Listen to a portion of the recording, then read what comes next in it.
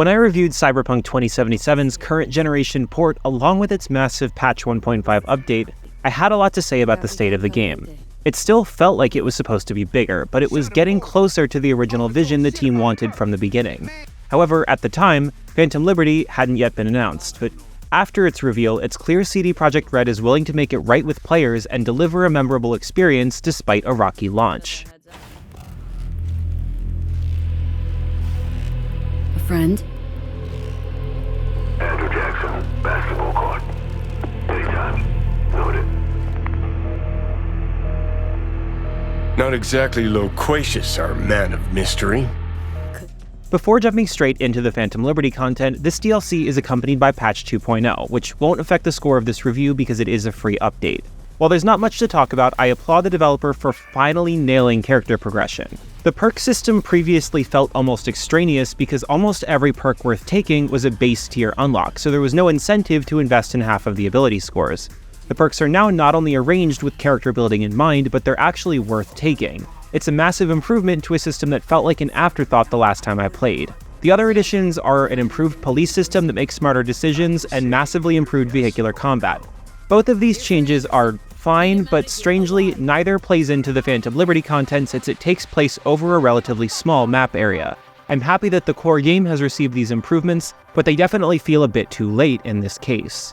The final improvement is so small that it almost frustrated me, and that was an improvement, air quotes, to the love interest system. In the base game, unless you chose to romance Panam, your chosen love interest would basically exit the plot after you'd finished their questline until the ending content.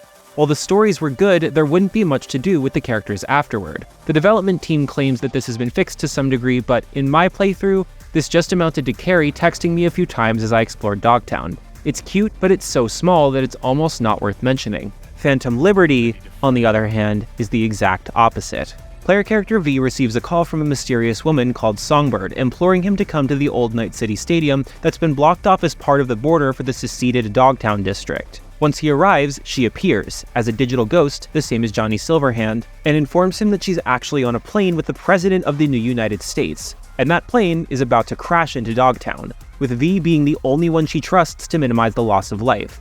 She helps him sneak through the old parking garage and infiltrate Dogtown in a sequence that reminded me of climbing through the abandoned Aperture facility in Portal 2, and tells him to head for the roof of the stadium so he can see where the plane is about to come down.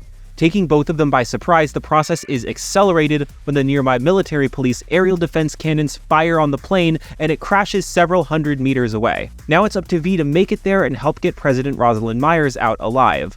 The first 2 hours of Phantom Liberty are an incredible roller coaster unto themselves. This sounds like a pretty basic premise, but this story gets far more complicated very quickly. Not a single character in Phantom Liberty is exactly who they say they are, as befits the spy thriller label that the development team has proudly applied to this story.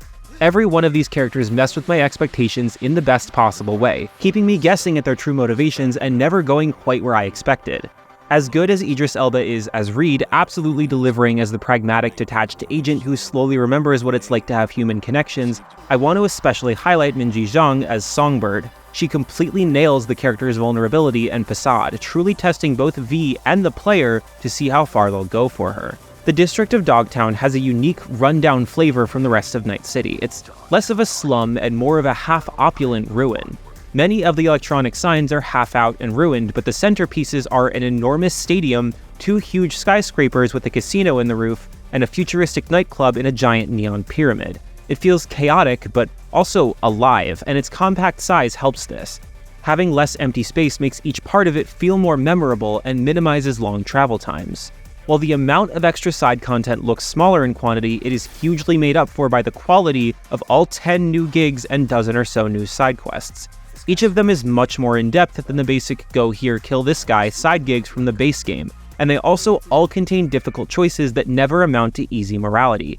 Each decision V makes will have consequences, and absolutely nothing is in black and white. After most of them, you even get a follow-up telling the player how their choices affected the people involved. This extends to the entire main plot of Phantom Liberty, which prominently features trust and betrayal as its central themes. My choices changed many times, even during the final moments of the last mission. These themes even extend to the new ending that Phantom Liberty adds to the main Cyberpunk 2077 experience. Since the last review, I've also seen all of the original game's endings, and every one of them has stuck with me because there simply isn't a way to make everyone happy. That still applies in the new Tower ending, which is on some levels the most hopeful finale, but still managed to emotionally crush me several times over. In fact, I really can't stress enough how emotionally difficult this new story manages to be. There are so many games that take all of the teeth out of player choice by making it evident that one option is the good one and the other one is evil. What Cyberpunk 2077 as a whole excels at is forcing players to consider which option they take will result in the least harm for themselves.